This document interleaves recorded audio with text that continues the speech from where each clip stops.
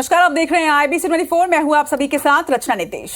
नमस्कार, मैं हूं आपके साथ आकांक्षा पांडे। मैं और मेरी सहयोगी रचना आपको बताएंगे मध्य प्रदेश छत्तीसगढ़ की 2020 टॉप न्यूज। तो आइए बुलेटिन की शुरुआत करते हैं और सबसे पहले खबर रचना छत्तीसगढ़ से। बिल्कुल, छत्तीसगढ़ में बेरोजगारी भत्ते पर बयानबाजी जारी है। आपको बता दें कि 30,000 युवाओं को भत्ता स्वीकृत होने पर पूर्व मंत्री अजय चंद्राकर ने कहा है कि क्या खैरात से जवानी कभी पलेगी? जवानी को बढ़ना है तो खैरातों को छोड़ना पड़ेगा। जवानों को चुनावी उपकरण नहीं बनाया जा सकता। 3 साल में छत्तीसगढ़ के लोग गोबर बीनना और गौमूत्र इकट्ठा करना सीख रहे हैं। ये तो चंद्राकर के कड़े शब्दों पर अब पीसीसी चीफ मोहन मरकाम ने पलटवार किया और कहा है कि 2003 में भाजपा ने 500 रुपए बेरोजगारी भत्ता देने का वादा किया था। 15 साल भाजपा ने छत्तीसगढ़ की जनता को लॉलीपॉप देने का काम किया। जनता का पैसा जो टैक्स के रूप में आता है वही सरकार संचालन करती है। हम कोई पैसा खैरात में नहीं दे रहे, जनता का पैसा है और जनता को दिया जा रहा है। खैरात से जवानी कभी पलेगी? जवानी को यदि बढ़ना है तो खैरातों को छोड़ना पड़ेगा। ये चुनावी उपकरण नहीं बनाया जा सकता जवानों को। कौशल विकास के लिए 3 साल के बजट को सार्वजनिक करना चाहिए मुख्यमंत्री जी को और उस विभाग को। देखिए, 2003 का मैनिफेस्टो भारतीय जनता पार्टी का देख लीजिए। उन्होंने कहा था 12वीं पास पढ़े युवाओं को नौकरी देंगे, अगर नौकरी नहीं देंगे तो 500 रुपया बेरोजगारी भत्ता देंगे। 15 साल अजय चंद्राकर जी की सरकार रही है। सिर्फ और सिर्फ बस्तर की जनता, छत्तीसगढ़ की जनता को लॉलीपॉप देने का प्रयास किया। वहीं सिविल सर्विस डे पर सीएम शिवराज ने आज अफसरों से संवाद किया। इस दौरान सीएम ने अधिकारियों को नसीहत भी दी। सीएम ने कहा कि राम राज्य और गुड गवर्नेंस की आप परिभाषा को आप समझे, बिना लेन देन के काम हो, यही राम राज्य है। जहां काम का मौका मिले वहां काम करें। सीएम ने कहा कि नए अधिकारी शुरू में अच्छा काम करते हैं, लेकिन कुछ साल बीतने के बाद वो तेजी नहीं दिखती। तो जो काम है उसी को मेहनत से करो। इसी में परेशान है कि सब डिपार्टमेंट अच्छा नहीं है। वो अच्छा और बुरा क्या होता है? ये तो काम का दृष्टिकोण है अपना। कई बार हम अप्रासंगिक काम को भी इतना प्रासंगिक बना दें कि दुनिया के देखो उसने बदल के रख दिया। कोई काम छोटा बड़ा थोड़ी होता है। आखिर सरकार ने विभाग बनाए तो सोच के ही बनाए ना, किसी ना किसी काम के लिए बनाए। इधर छत्तीसगढ़ में विधानसभा चुनाव के लिए भाजपा डबल इंजन की सरकार पर फोकस कर रही है। भाजपा के नेता और कार्यकर्ता प्रदेश भर में अभियान और कार्यक्रम चलाकर लोगों को डबल इंजन की सरकार के फायदे गिनाने जा रहे हैं। केंद्र की तरह ही राज्य में भी भाजपा की सरकार बनाने की अपील की जाएगी। भाजपा प्रदेश अध्यक्ष अरुण साफ का कहना है कि केंद्र और राज्य में 2018 तक हमारी सरकार थी। उस वक्त तक केंद्र की सभी योजनाओं का 100% क्रियान्वयन हो रहा था, मगर जब से प्रदेश में कांग्रेस की सरकार आई है, प्रधानमंत्री आवास नहीं मिल पा रहा, चावल घोटाला हो रहा है। वहीं साफ के बयान पर प्रदेश कांग्रेस कमेटी के अध्यक्ष मोहन मरकाम ने पलटवार करते हुए कहा कि हमारा केंद्र के साथ अच्छा तालमेल है। कई योजनाओं को पुरस्कार भी दिए जा रहे हैं।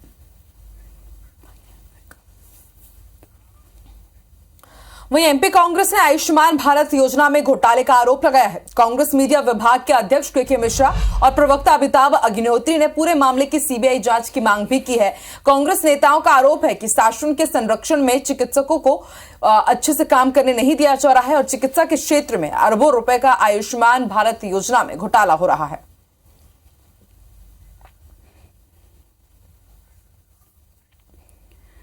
प्रदेश के खाद्य मंत्री अमरजीत भगत ने भाजपा को लेकर कहा है कि उनकी केमिस्ट्री बिगड़ी हुई है और वो कितना भी प्रयास कर लें मगर चुनाव में इसका कोई असर नजर नहीं आएगा। उन्होंने ये भी कहा कि अगर भाजपा तरीका गलत चुनेगी तो परिणाम सही आकर कैसे आएंगे। दरअसल 2 दिन पहले भाजपा के प्रदेश अध्यक्ष अरुण साफ सरगुजा के दौरे पर थे और तब उन्होंने ये दावा किया था कि भाजपा भारी बहुमत से जीत दर्ज करते हुए सरकार बनाने जा रही है, जिस पर पलटवार करते हुए खाद्य मंत्री ने यह बयान दिया।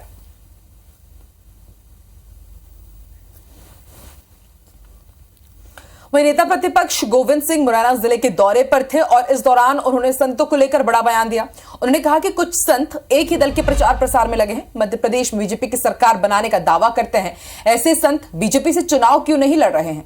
लड़े तब साधु संतों को पता चलेगा कि वो मध्य प्रदेश में कितने लोकप्रिय हैं। साथ ही उन्होंने कहा कि वैसे साधु संतों को राजनीति में नहीं पड़ना चाहिए।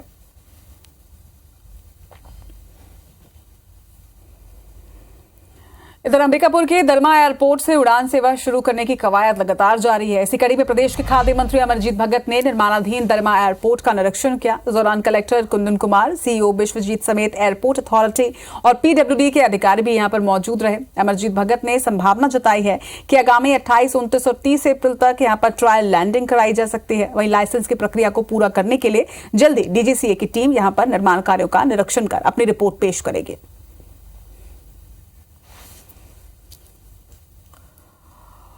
और अब बात सूडान की। सूडान में फंसे भोपाल के जयंत केवलानी की जल्द स्वदेश वापसी होगी। भारतीय दूतावास ने यात्रियों की लिस्ट जारी की है, उसमें जयंत का नाम 7वें नंबर पर है। उसे जल्द ही दूसरे भारतीयों के साथ वापस देश लाया जाएगा। दरअसल सूडान में आंतरिक हिंसा भड़कने की वजह से वहां पर हालात काफी खराब हैं। इस बीच भारत के 1,500 भारतीय राजधानी खार्तूम में फंसे हुए हैं, जिनमें भोपाल के 23 साल का युवा कारोबारी जयंत केवलानी भी शामिल है।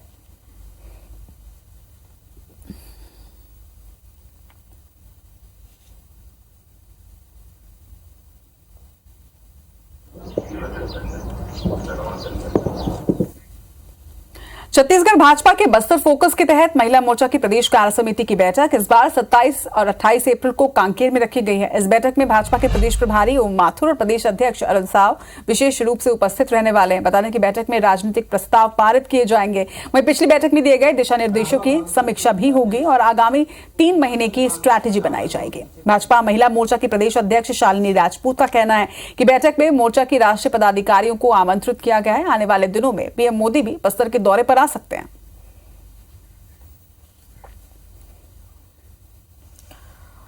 खबर विदिशा से, जहां नगर पालिका के सीएमओ दफ्तर में उस समय हड़कंप मच गया जब एक स्थायी सफाई कर्मी दीपक पत्रोल अपने साथियों के साथ पहुंचा और सीएमओ के सामने पेट्रोल से भरी बोतल उसने अपने ऊपर डालने की कोशिश की। मौके पर मौजूद दूसरे कर्मचारियों ने सफाई कर्मी को रोका। सफाई कर्मी का कहना है कि 2 महीने से उसे वेतन नहीं मिला, इस कारण उसके घर का खर्च नहीं चल पा रहा है, वो किश्त भी जमा नहीं कर पा रहा है। वहीं घटना को सीएमओ सीपी राय ने गलत बताया और उनका कहना है कि वेतन अकाउंट में डाल दिया गया है, थोड़ी देरी हुई है लेकिन पैसे जरूर मिल गए।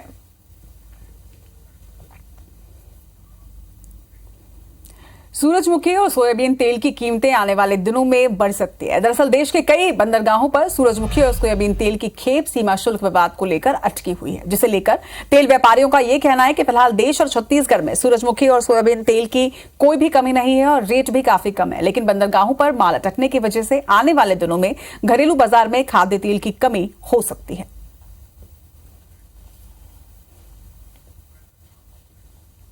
पूर्व मंत्री जयवर्धन सिंह ग्वालियर के दौरे पर रहे। यहां उन्होंने बीजेपी को जमकर घेरा और कहा कि बीजेपी सरकार अहंकार में है, जनता महंगाई से परेशान है। पूरे मध्य प्रदेश में इस बार परिवर्तन की लहर है। प्रदेश की आम जनता चाहती है कि कमलनाथ जी को एक बार पूरे 5 साल मिले। आने वाले चुनाव में जनता का भरपूर समर्थन कमलनाथ जी को मिलने वाला है और हम चुनाव जीतकर अपनी सरकार बनाएंगे।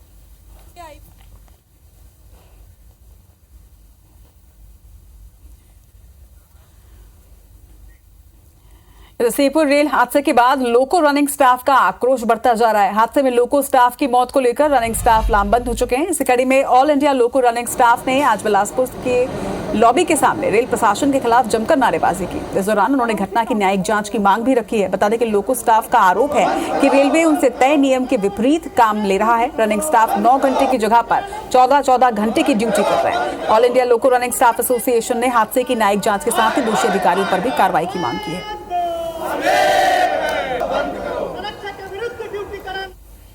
वहीं आम आदमी पार्टी मध्य प्रदेश में अपने संगठन को मजबूत करने में जुटी है और इसी सिलसिले में पार्टी ने कार्यकारिणी की लिस्ट जारी की है। प्रदेश अध्यक्ष रानी अग्रवाल ने इस बात की जानकारी दी। उन्होंने बताया कि पार्टी आगामी विधानसभा चुनाव में प्रदेश की सभी 230 सीटों पर चुनाव लड़ने जा रही है और इसी को लेकर 2700 पदाधिकारियों वाली कार्यकारिणी की लिस्ट जारी की गई है। इंदौर के पीसी सेठी अस्पताल की ओपीडी में मरीजों की लंबी लाइन देखने को मिल रही है। बुजुर्ग और गर्भवती महिलाओं को घंटों लाइन में लगने के कारण परेशान होना पड़ रहा है। दरअसल यहां ओपीडी सुबह 8 बजे से शुरू होती है और उसके लिए मरीज सुबह 6 बजे से पर्ची बनवाने के लिए पहुंच जाते हैं। कई बार तो घंटों लाइन में लगने के बाद भी ओपीडी बंद हो जाती है। यहाँ रोजाना करीब 400 लोग ओपीडी में आ रहे हैं। वहीं अमरनाथ यात्रा में जाने के लिए यात्रियों का मेडिकल सर्टिफिकेट भी यही बन रहा है और इस कारण भीड़ और भी बढ़ रही है और लोग परेशान हो रहे हैं।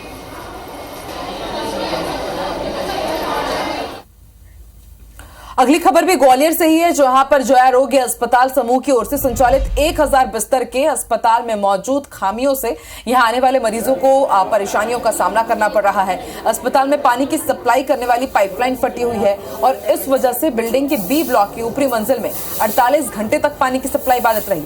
आलम यह था कि चौथी, पांचवी, छठी और सातवीं मंजिल में भर्ती मरीजों के अटेंडेंट को बाजार से पानी खरीदकर अपनी प्यास बुझानी पड़ी। दूसरी दफा। और अगली खबर रायपुर के अस्पताल से जुड़ी हुई। रायपुर के मेकाहारा हॉस्पिटल में रेडियोलॉजी विभाग के डॉक्टरों ने एक रेयर बीमारी के इलाज कराने में सफलता हासिल की है। बिना चीर फाड़ किए 12 साल की बच्ची को असहनीय दर्द से मुक्ति दिलाई गई है। दरअसल दुर्ग की इस बच्ची के अग्नाशय में सूजन हुआ था, जिसके अपने आप में दुर्लभ है, और इलाज के लिए विशेष दवा फिरनाल तैयार की गई और सिटी स्कैन की मदद से उस नर्व कंडक्शन को खत्म किया गया, जिसके चलते दर्द का सिग्नल मस्तिष्क तक पहुंचता है। आपको बता दें कि भारत के चुनिंदा अस्पतालों में ही इतनी जटिल तकनीक का इस्तेमाल किया जाता है।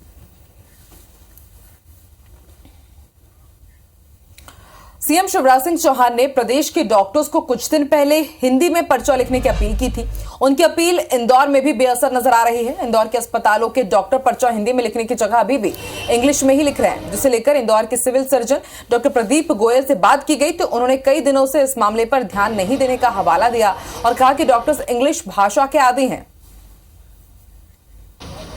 छत्तीसगढ़ के मुख्य प्रधान वन संरक्षक संजय शुक्ला छत्तीसगढ़ भू संपदा विनियामक प्राधिकरण यानी कि रेरा के नए अध्यक्ष बनाए गए हैं। आपको बता दें कि हाईकोर्ट के जस्टिस की अध्यक्षता में बनी 3 सदस्यीय चयन कमेटी ने संजय शुक्ला के नाम की अनुशंसा की थी, जिसके बाद पर्यावरण विभाग ने रेरा के नए अध्यक्ष के रूप में संजय शुक्ला की नियुक्ति के आदेश जारी किए हैं।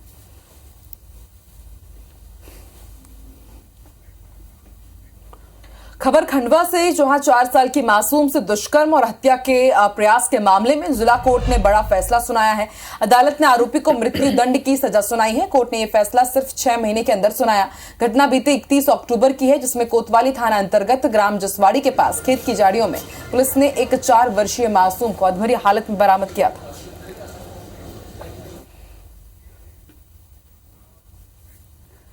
चुनावी साल में छत्तीसगढ़ में दावेदार अभी से प्रचार प्रसार में लगे हुए हैं। ऐसा ही कुछ सारंगढ़ में भी देखने को मिला, जहां पर बीजेपी के पूर्व विधायक शमशेर सिंह ने अपने जन्मदिन पर दांसरा स्कूल मैदान में हजारों लोगों को इकट्ठा किया और आगामी चुनाव को लेकर उम्मीदवार होने का इशारा करते हुए शक्ति प्रदर्शन किया। शमशेर सिंह को जन्मदिन की बधाई देने रायगढ़ सांसद गोमती साय भी पहुंची हुई थी। इतना ही नहीं, अपने जन्मदिन पर शमशेर सरकारी अस्पताल भी पहुंचे और मरीजों को फल बांटकर उनका आशीर्वाद लिया।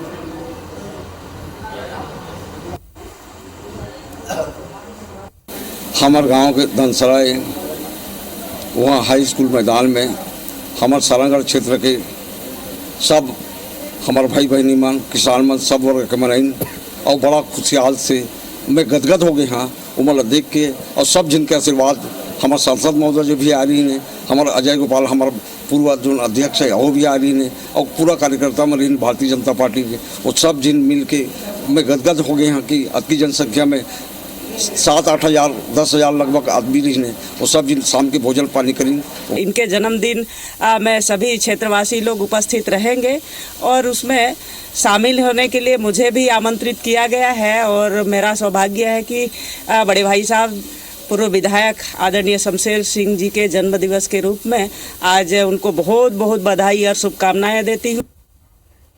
चलिए, इसी के साथ एमपीसीजी 2020 में आज के लिए इतना ही। लेकिन आप कहीं मत जाइए, इसके बाद आप देखिए 10 बजे रात पूरे दिन की बात। फिलहाल हम दोनों को ही दीजिए इजाजत। बने रहिए IBC 24 के साथ। नमस्कार।